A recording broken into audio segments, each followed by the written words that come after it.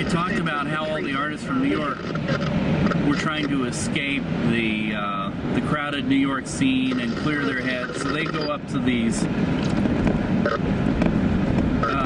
cabins. Well, they weren't really cabins. It was like somewhere up in the Massachusetts, the Cape, or somewhere up there on the beaches and these little villages, and they would stay in these cabins where people who did a lot of fishing kept a lot of their tools and stuff, and the artists, they'd rent them out to the artists, and the artists would move in there and you know, it was a place to get away and paint. Well, so many artists moved in together and formed a little community that they were no longer painting anymore. They were all the time out drinking and partying and stuff, and nothing was getting done, you know. And he talked about this, like, this stuff happened in the 1930s and 40s.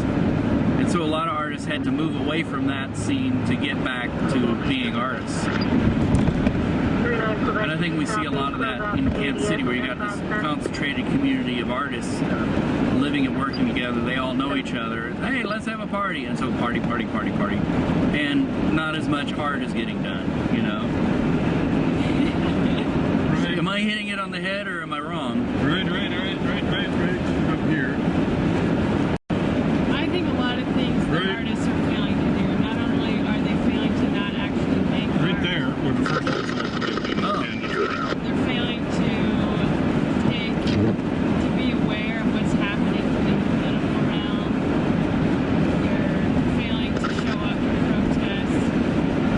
They're failing to... But not all artists are political. I think it's a responsibility of the artist. Yeah, but not all of them are political in the way that you might be political. They should be at least informed. Well, I think that if it affects their community, they should be more involved. And I don't mean just in politics, but like, you know, again, what we were talking about.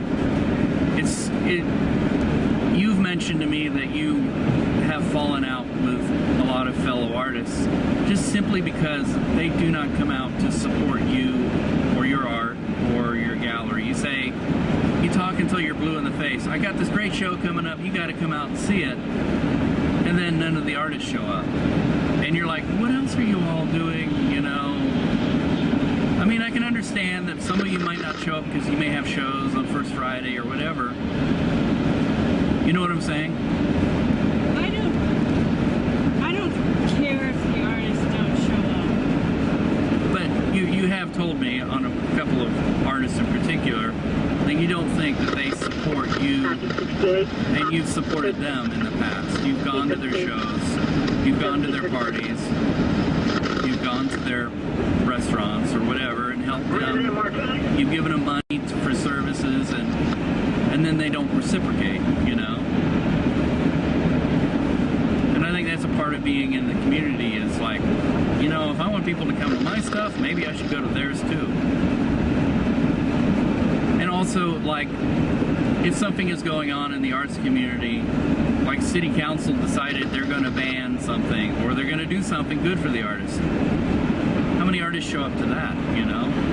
Politics on a local level. Yeah.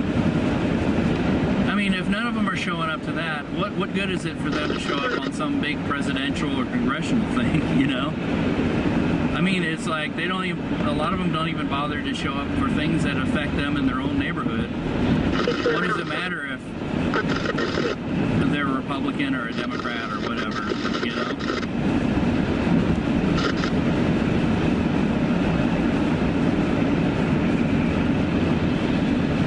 We're driving down 435. Personally, I try not to worry so much about educating the public, you know. I have to try to get the artist's interest. What I want to do is just try to make the place around me a more beautiful place to live. Yeah. I think a lot of has an address of 1718 North 8th Street.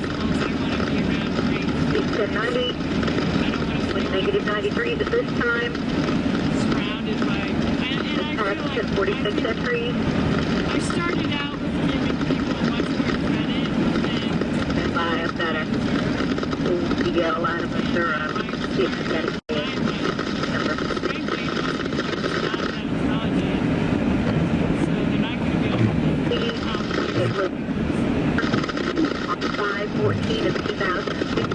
Well, I think that a lot of people are happily distracted. And I think that, again, what we were just talking about with the mindset of artists and galleries, and I mean this happens everywhere, not just in Kansas City, it's a big party. Well, I think the problem is that the groups don't overlap enough. You know, the attorneys don't hang out with the artists, or the politicians aren't overlapping with the artists. And all these fields, all these different sections, they need to overlap in some areas and show what their experiences are like on a daily basis. Yeah. And when you have this total segregation, then everyone's looking at the other group, maybe curiously, but no one's profiting from the exposure. And therefore, our culture is not progressing. Don't you think that maybe we're not collectively selling the importance of arts to the community, to the general public? And I'm not talking about educating, I'm talking about the old-fashioned Madison Avenue way of just convincing people that this is very, very important to them. It's relevant and it's needed.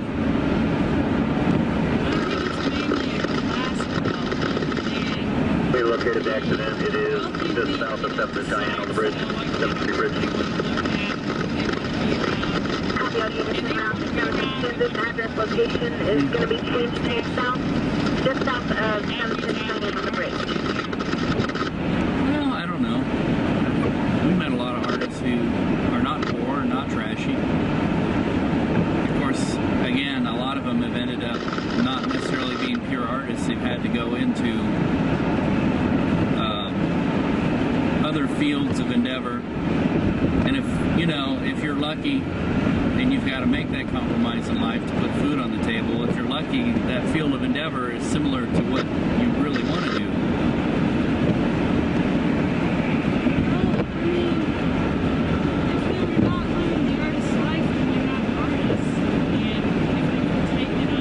I don't know if that's true. My whole thing is,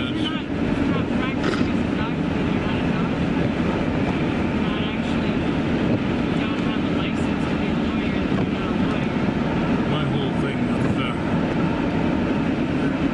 art thing is, the whole general community is, a lot of people don't think. We follow what, when you open a new restaurant, you get a write-up in the paper about how great this new restaurant is. You can't get in there for the next 2 weeks. There's a line out in front. 6 months from now, the place closes because there's no customers. So people follow that. Another new restaurant opened, we all rush over there. And I think the same thing goes with art to a certain extent. Hey, what's in right now? Well, the thing with the restaurants, I think, is they get that good initial press. Like something worked for them in their endeavor to get the media on board with them. And they get a good write-up, and people come because they read that, oh, that restaurant. And, people are always looking for a good restaurant. And I believe that people are always looking for something to do. But then that will drop off.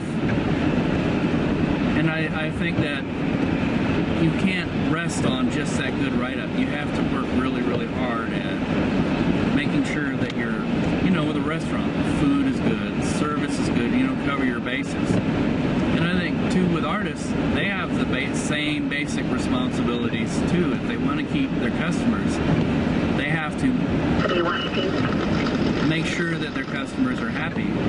And that's kind of tricky with artists because there is an attitude among artists that they don't want their customers.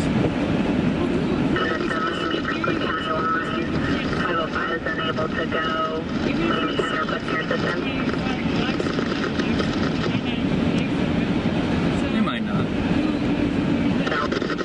art customers 13 of 2014.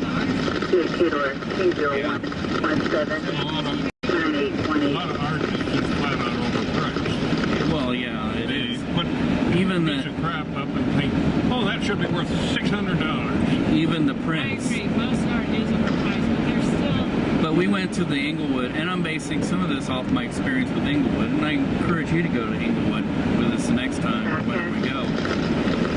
We went in there, and there were some art prints that I was, oh wow, you know, and they were priced they said $15 to $44.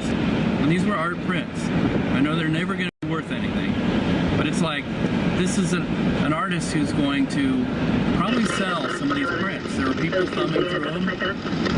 And here's somebody who's not making a living as an artist. I know that. You know, I read their bio. They had a day job. But this stuff was really good. People wanted to buy it. And, they, you know, I could see the commerce happening. So, you know, I don't know enough about the business to really comment. I'm just asking, you know, like my art professor, his name is Dana, or our art professor, my high school art teacher, his name is Dana Forrester. He does a lot of watercolor bricks, like, you know, you'll find a brick wall that's been sitting there and they painted like Dr. Pepper, and then that fades, they paint another ad over the top of it, that fades, they paint another ad, and then the whole thing goes into lack of maintenance, and all of it fades, but it all fades together and creates this neat pattern. That's what he got into painting. And every time I go to one of his shows, he shows at the Westport Art Fair, Plaza Art Fair, Brookside Art Fair, and whenever I go to those things, I see him there and I talk to him. He's got all these prints, you know, ready for sale. Of course, he wants more than I could afford to pay for them. He wants like $150 for a print. But he's got a reputation such that he makes his money every time he goes to these shows.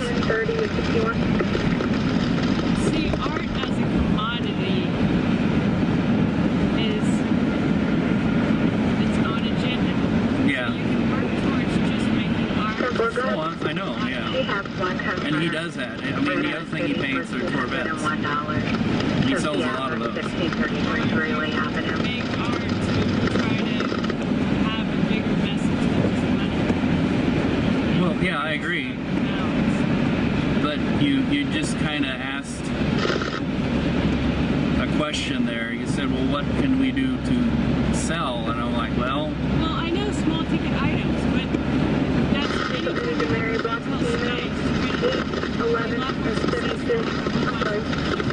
small ticket items and a few big ticket yeah, well, if you have the General Motors philosophy of selling cars, if you have the range of cars from the Chevy to the Cadillac, if you have the range of things from refrigerator magnets to the $10,000 original masterpiece painting or sculpture or whatever, I mean, that's just basic retail marketing Right.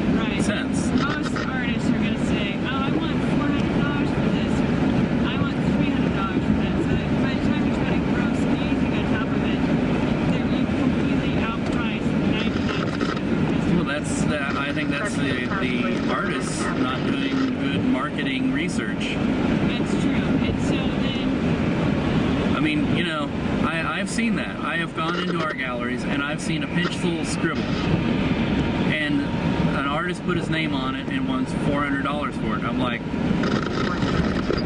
you know, the average Joe is going to say, my 3-year-old can do that. Why would I pay $400 for it?